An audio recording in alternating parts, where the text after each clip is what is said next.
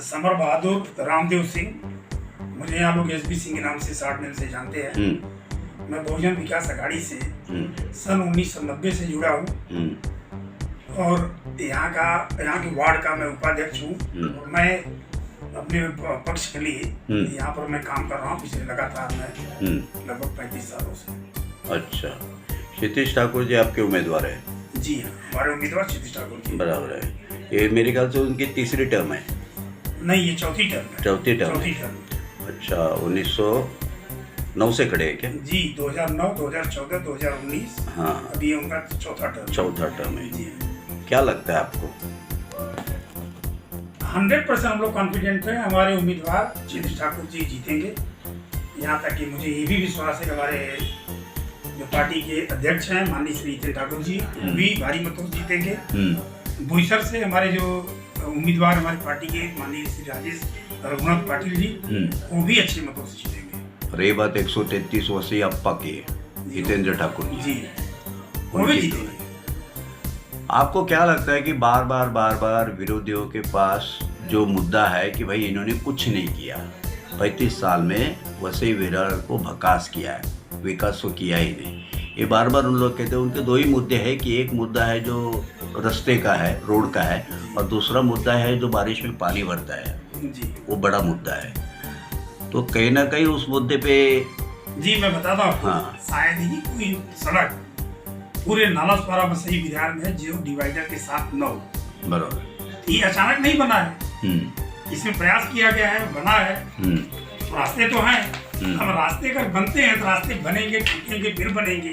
बराबर है। कौन सा रास्ता ऐसा दुनिया में, ऐसा कौन सा रास्ता है जो टूटता नहीं है?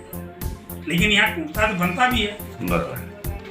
और रही जल भराव की बात, तो एक तो कुछ हमारी भौगोलिक स्थिति ऐसी है कि हमारा एक कप सौसर की पोजीशन में है कि जब भी जल भराव समुद्र में होता है तो हमारे यहाँ पानी रुक जाता है, बहता नहीं है। बराबर। उसके बावजूद उस पर भी बहुत सारा काम किया गया है।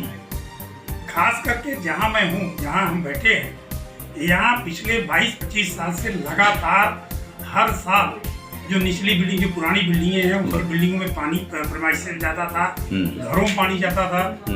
लेकिन इस बार इस बार सड़क की ऊंचाई बढ़ाई गई, प्लस माननीय श्री क्षितिज दादा के जितेंद्र ठाकुर जी के प्रयास से महानगर पालिका के माध्यम से 43 करोड़ का नाला, जिसकी 2.5 किलोमीटर लंबाई है, 2500 मीटर की लंबाई है, जो रेलवे स्टेशन के ब्रिज के पास से शुरू होके देशमुख फार्म हाउस तक बना है। बराबर। और इसका अधिकांश भाग कवर्ड है, सोसाइटियां जहाँ भी हैं उसका हिस्सा कवर्ड है, और उस पर बाउंड्री वाल वहीं बनाई गई है जहाँ सोसाइटियों को पहले बाउंड्री वाल था, उस एरिया को सोसाइटी वाले यूज कर रहे हैं। बराबर। तो वो 43 करोड़ नाला है जिसकी 2.5 किलोमीटर लंबाई, 20 फीट चौड़ाई और एवरेज 12 फीट, कहीं ये 9 फीट है क्योंकि जहाँ से शुरू हुआ 9 फीट है, फिर बढ़ते बढ़ते जाके 12 फीट तक इसकी गहराई है। और उस नाले में जब जो बनाने के प्रोसेस में जिन सोसाइटियों का नुकसान हुआ, उसको भी नगर पालिका ने क्षितिज दादा के प्रयास से ही सभी का रिपेयर करके दिया गया। अच्छा। 95% सभी रिपेयर हो गया है। कुछ छोटा पुट्टा कुछ लोगों रह गया है शिकायत, वो भी दूर किया जाएगा। सच तो ये है कि जैसा पहले था उससे भी अच्छा बना के दिया गया है। चलो, एक पानी तो सूर्या का जो प्रोजेक्ट है, तो सूर्या का प्रोजेक्ट जब चालू हो गया, पहले फर्स्ट फेज, सेकंड फेज, उसमें जो सिडको अप्रूव जो बिल्डिंग थी, यानी अधिकृत जो बिल्डिंग थी, उस टाइम वो बिल्डिंग वालों को इतनी तकलीफ नहीं थी जितनी बाद में 2014 के बाद में ज़्यादा तकलीफ होगी। पानी का बंटवारा हो गया और लोग आते गए। जी मैं बताता हूँ। देखिए क्या है, हाँ, पहले यहाँ पर सिर्फ फिलहाल ढंग से पानी आता था। बराबर है। उसके बाद तब पॉपुलेशन कितना था? नहीं, मैंने इसके लिए सूर्याधरण की बात की, उसके पहले की बात नहीं की मैंने। जी, मैं वो भी बता रहा हूँ। ये जितने विरोधी लोग बात करते हैं, इनसे एक को मेरे सामने खड़ा करिए, बता दे सूर्या प्रकल्प है क्या? सही बात है, सूर्या प्रकल्प है क्या और नहीं, वो बता नहीं पाएंगे। बराबर है। सूर्या प्रकल्प कोई एक जगह से पानी नहीं जमा जहाँ से पाइप लगा और पानी आ गया। बराबर है। कई छोटे डैम को एकीकरण करके फिर वहां से पानी को चैनलाइज किया गया है, तब पानी यहाँ पर आया है। ठीक। और इसलिए पूरा ड्रीम प्रोजेक्ट था हमारे माननीय श्री जितेंद्र ठाकुर जी का। उसको बनाने में समय लगा। और आज हमारे पास जितना पानी है, पीने का पानी है, अगर कोई कहता है कि हमको पानी नहीं मिला, झूठ बोल रहा है। इतना पानी आज भयंदर मीरा रोड में नहीं है। नहीं, उन लोग का क्या कहना यह है कि पानी तो है, लेकिन जो पुरानी लाइन जो है, पुरानी पहले जो लोग रहते थे कम से कम 25 साल पहले से नाला सोपारा में, उनकी जो इमारतों की जो ऊंची है, नीम है, वो बहुत नीचे है। जी। और जब पाइपलाइन जब पुरानी जो सड़ गई थी, उसको बदलते के टाइम में उन्होंने ये ध्यान नहीं दिया कि इनको पानी का जो फोर्स है उसका लेवल नहीं किया इन्होंने। जैसे बड़े बड़े टावर बने तो वो हिसाब से उन्होंने पानी का सप्लाई किया, ऐसा। हाँ, उसके लिए भी वह काम चालू है। ऑलरेडी कम से कम 4-5 जो पानी की टंकियां बनाई गई हैं जगह जगह, जिससे वाटर डिस्ट्रीब्यूशन हो जाए, प्रॉपरली हो सके। बन रहा है और बनते जा रहा है। सही बात। वो समाधान है, उनके नज़र में है। अच्छा, लेकिन आपने जो सब्जेक्ट निकाला लोड बेरिंग का, देखो मैं जहाँ तक पत्रकार हूँ, आरटीआई कार्यकर्ता हूँ, मुझे देखो, मुझे पॉलिटिशियन से कोई किसी से भी गिला नहीं है। जी। मैं कभी किसी को ये नहीं पूछता हूँ कि अप्पा ने ये क्यों नहीं किया, क्षितिज ने क्यों ना, जबकि पूरी जो ये जो काम करने का जो ठेका रहता है ना, वो प्रशासन के पास रहता है। जी। प्रशासन ही आइडिया बनाता है, उसके बाद में इम्प्लीमेंटेशन के लिए आमदार के पास रिक्वेस्ट जाती है। आमदार को अच्छा लगता है प्रोजेक्ट, तो आमदार उसके अपने फंड से वो प्रोजेक्ट पास कर देता है। तो ये गलतियाँ कभी कभी प्रशासन की हो जाती है कि जो सच बात जो है वो कभी कभी इन लोगों के तक जाती नहीं है, बराबर है। तो ये जो लोड बेरिंग है, ये जो इलीगल कंस्ट्रक्शन जो है, चाहे वो महसूल की जगह हो, स्टेट की जगह हो या सेंट्रल की जगह हो, यहाँ पे बहुत से ऐसे काम हो गए। अभी मैं जहाँ तक पत्रकार हूँ, मुझे मालूम है कि इसका स्टेट संपर्क जो है वो किसी खासदार आमदार पे लगाना गलत बात है, क्योंकि इसकी पूरी जिम्मेदारी प्रशासन पे रहती है। देखिए क्या हुआ, जब कांदीवली में कौन सा दामूनगर वगैरह भाई वहाँ रहता था, मुझे वहाँ से जब पता है, टूटने लगा, झोपड़पट्टी टूटने लगा, तो लोग भाग भाग के नाला सुपारा बराबर। नाला सुपारा में बहुत सारे रिजर्वेशन लैंड थे, पंपिंग स्टेशन का है, बस स्टेशन का है, बहुत सारे कार्यालय के। उसको एक्विजिशन करने काम पहले सिडको का था, उन्होंने नहीं किया, वो खाली पड़े रह गए। जो लैंड ओनर थे उनको उसका कंपनसेशन नहीं मिला। अगर मिल के एक्विजिशन करके उनका कंपनसेशन करके जो जिस पर्पज से रिजर्वेशन किया गया था उसको बनाते, तो वहाँ लोड बेरिंग नहीं बनता। बराबर है। और लोड बेरिंग मतलब इसमें हमारे माननीय श्री नितिन ठाकुर जी का स्पष्ट आदेश है कि पहले तो बनने मत दो। बराबर है। कोई भी लोड बेरिंग, कोई चालिया बनने से रोको, लेकिन अगर बन गया तो उसको हम तोड़ने नहीं देंगे, क्योंकि उसमें गरीब लोगों को ऐसा लगता है जिनको अपना आशियाना ढूंढना होता है, जिनको अपना घर बसाना होता है कम बजट में, जो सिडको में और लीगल बिल्डिंग में फ्लैट लेने में सक्षम नहीं होते, वो लोग ही तो जाते हैं लोड बेरिंग में। तो उनके घरों को तोड़ना ठीक नहीं। भाई है, आपका का एक नेचर देखा है, एक पत्रकार के हिसाब से मैं कहा जाऊँ तो एक इंसान के नाते वो बहुत अच्छे हैं। जी बिल्कुल। हाँ, और दूसरी बात मैं कहूँ कि उन्होंने मेरे ख्याल से ऐसी कोई पार्टी नहीं रही कि जिनको सवाल आ रही है। बिल्कुल बिल्कुल। अभी मैंने उनको एक बार ऐसे ही मजाक में मुझे मिले थे गणपति के टाइम में, मैंने उनको मजाक में बोला कि देश में ऐसा बोला जाता है कि सर्वधर्म समभाव, लेकिन आपके दिल में तो आपका ये है सर्वपक्ष समभाव। बिल्कुल, इसे हमारी पार्टी का नाम ही है बहुजन विकास अघाड़ी। बहुजन विकास, ये तो बहुजन का विकास की हो जाती है बात, लेकिन आप में एक है, अगर महाराष्ट्र में या देश में शरद पवार की चलती है तो वैसे भी सर आपका शरद पवार का ही नेचर है। मैंने शरद पवार को नज़दीक से देखा है, तो शरद पवार ने कभी किसी को नाराज़ नहीं किया जिंदगी में, लेकिन जिसने धोखा दिया उसको उसके लाइन पे रख दिया, जाके उसको उसी टाइम पे, उसको वही जगह पे जिससे उसको उठाया था, बड़ा बनाया था, उसी लेवल पे उसको जाके रख दिया। लेकिन कभी उसके सामने उसने भाषण नहीं किया, उसको गाली नहीं दिया, उसको विरोध नहीं किया। शरद पवार जी के बारे में मैं यहाँ कमेंट नहीं कर पाऊंगा। नहीं, मैं आपको बताता हूँ, उनकी पार्टी से मुझे कुछ लेना देना नहीं, लेकिन एक पॉलिटिशियन जी, पॉलिटिक्स बोलेंगे तो ये सब भावना भी होना सब निकल जाती है।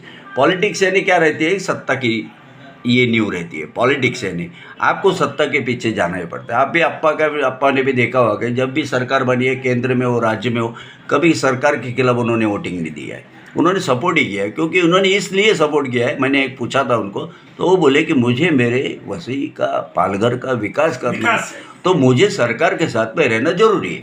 जी देखिए, विलासराव देशमुख के समय हाँ। उनको मंत्री पद भी मिल सकता था, नहीं लिया उन्होंने, नहीं लिया उन्होंने। देखिए इन्होंने सीधा सीधा रखा कि मुझे मंत्री पद के बदले मुझे सूर्या प्रकल्प के लिए फंडिंग, प्रोजेक्ट दे दो मुझे, हमारे क्षेत्र के विकास के लिए फंडिंग करिए, और लगभग 400-450 करोड़ रुपया फंड ले आया हमारे क्षेत्र के विकास के लिए।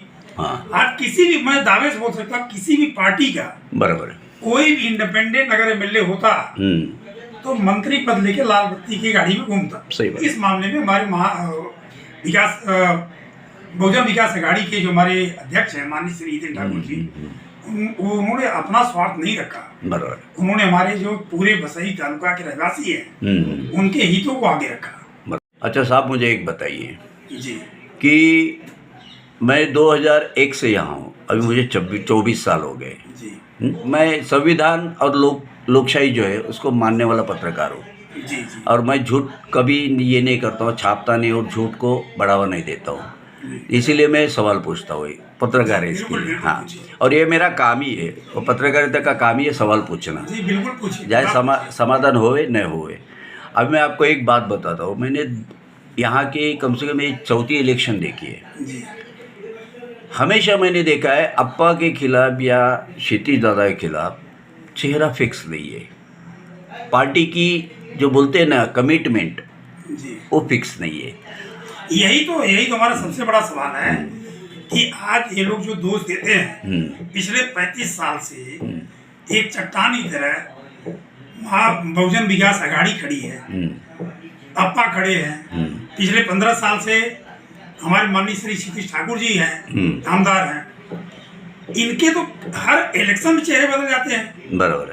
कभी शिवसेना, कभी भाजपा, कभी राजन नाईक, कभी शिरीष चौहान, कभी इंपोर्ट करके प्रदीप शर्मा को लाए। बराबर है। और यहाँ तक कि लोकसभा के इलेक्शन में भी सिंबल बदल के राजेंद्र गावी जी कभी इस पार्टी में जा रहे, कभी उस पार्टी में जा रहे हैं, कभी बीजेपी से लड़ रहे हैं, कभी शिवसेना से लड़ रहे हैं। बराबर। और अगर मिले तो हमारे पार्टी में आ जाए, नहीं हम तो लेंगे नहीं उनको अपनी पार्टी में, हमारे पास ऑलरेडी कैंडिडेट है, जीतना हारना अलग बात है। बराबर है। तो ये तो अपने पास इनके खुद के आत्मविश्वास नहीं है, न तो लड़ते हैं, न विरोध कर पाते हैं, न जीत पाते हैं। बराबर है।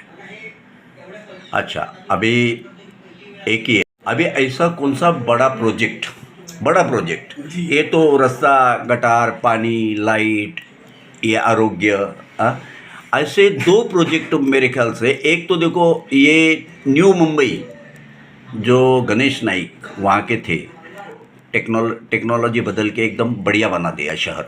बराबर। लोग भी चाहते हैं, हमारे जैसे भी लोग चाहते हैं कि हम लोग 24 साल से यहाँ है, देखो ये तो समस्या सब जगह पे पानी की है, तुम्हारी गटार की है, ये तो मामूली नगर सेवक का काम है। एमएलए बन के उनका ऐसा कौन सा सपना है कि वो इस वसी विराट नाला सोपारा यानी मेरे ख्याल से बहुत सर तक ऐसा कौन सा प्रोजेक्ट है कि जिस प्रोजेक्ट से वो तीसरी मुंबई का सपना देखेंगे? देखिए आने वाले दिनों में माननीय श्री क्षितिज ठाकुर जी का खास करके, ऐसा नहीं मैं माननीय नितिन ठाकुर जी का तो आशीर्वाद है ही है, लेकिन टेक्निकली जी कॉम्पिटेंट जितने क्षितिज ठाकुर जी हैं महाराष्ट्र विधानसभा, मुझे नहीं लगता कि दूसरा कोई, जहाँ तक मेरी जानकारी है। ऐसा प्लान है क्या उनके पास? तो ऐसे बहुत सारे प्लान हैं, अगर वो सारे प्लान एक्टिवेट हो जाते हैं तो हम न्यू मुंबई से बहुत आगे हो जाएंगे। जैसे पहला भयंदर की खाड़ी पे पहला ऐसा रोड बनने जा रहा है जिस पर ऊपर से मेट्रो ट्रेन चलेगी, नीचे से गाड़ियां चलेंगी। डुप्लेक्स रोड बन रहा है, वो पास हो चुका है।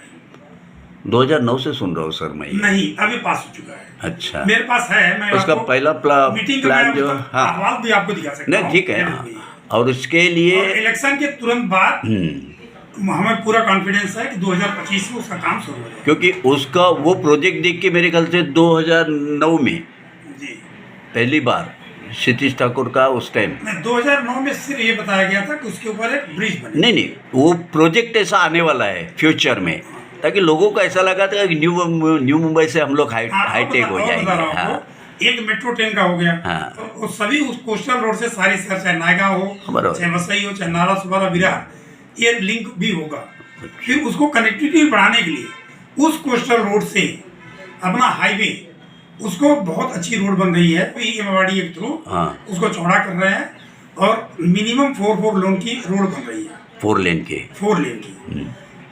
वहाँ से नायगांव से ऑलरेडी वहाँ ब्रिज बना है, बराबर है, फिर वसई को बिल्डिंग करेंगे, ऑलरेडी रोड है उसको चौड़ा करेंगे, बराबर, नारासपारा को और विरार को। इसी तरह से विरार के बाद उसी कोस्टल रोड को एक्सटेंड करके लेके जाएंगे ताम तक। अच्छा, ये बहुत गेम चेंजर होगा। दूसरा उसके साथ हम लोग का जो पानी, जैसे बताया हमने कि सॉसर टाइप हमारा जोग्राफिकल कंडीशन है, तो ये जो पानी भरता है तो वेस्ट में 150 एकड़ का होल्डिंग पॉन्ड बन रहा है, उसको बना के सारा पानी वहाँ जमा होगा। उसमें नॉन रिटर्न वाल्व है, अगर समुद्र में भराव भी हुआ तो पानी समुद्र का उसमें नहीं आएगा, लेकिन यहाँ का पानी जब लेवल ज़्यादा होगा तो वो समुद्र में जाएगा। ठीक। और उस होल्डिंग पॉन्ड के किनारे उसमें उसका ब्यूटिफिकेशन भी करने वाले हैं, ब्यूटिफाई करें उसको, सौंदर्यीकरण, उसमें बोटिंग का सुविधा रहेगा, चारों तरफ घूमने का रेलिंग का रहेगा, मार्केट लगेगा, खाव गली बनाएंगे, ये सारी सुविधा करने वाले हैं। इससे हमारा बहुत सारा विकास। ये आपके जाहिरनामे में वो सब है? जी हाँ, बिल्कुल है जाहिरनामा। अभी रो जो फेरी है वो शुरू करवाया। अच्छा, जाहिरनामा तो और कुछ है। अभी दूसरा एक हमारे UGSTP underground sewage treatment plant, उसका भी सर्वे हो चुका है। सर्वे हो चुका है, चुनाव के प्रोटोकॉल का काम शुरू नहीं हो रहा है। जिस दिन चुनाव खत्म हुआ, रिजल्ट निकला, मेरे ख्याल से नवंबर या दिसंबर के पहले हफ्ते से, या नवंबर क्लास से वो काम शुरू हो जाएगा। ठीक है, एक लास्ट क्वेश्चन मैं आपको पूछता हूँ, आपके माध्यम से आपके MLA तक वो बात जाने दो। लोग ज़्यादा हैरान यहाँ महंगाई, बेरोजगारी या इससे भी ज़्यादा हैरान जो है MSCB से, लोगों की बड़ी तकलीफ ये है जी, जिनके पास कुछ सामान है, एक बल्ब है, एक टीवी है, एक फैन है, उन लोगों को भी 1200 रुपये का बिल आ रहा है जी। ये बड़ी समस्या है। लास्ट टाइम भी मोर्चा बेचा, खुद बहुजन विकास आघाड़ी ने निकाला था मोर्चा।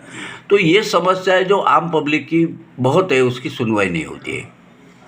तो इसके बारे में एक जो ठोस जो निर्णय लेने का रहता है MLA ने, उसका सर्वेक्षण करके कि भाई MSCB चल क्या रहा है, ये क्यों हो रहा है। अभी रिसेंटली एक मीटिंग हुई थी, तो उसमें क्षितिज दादा संवाद करके था। उस कार्यक्रम में ऑलरेडी क्षितिज दादा ने बोला है। अभी फिर उसके बाद तो इमीडिएट चुनाव का कार्यक्रम आ गया, तो उन्होंने क्लियर कट संदेश दिया है कि इस पर हम चौकसी करेंगे। लोड जो है कंट्रोल करना है, उसके बारे में MSCB फेल है।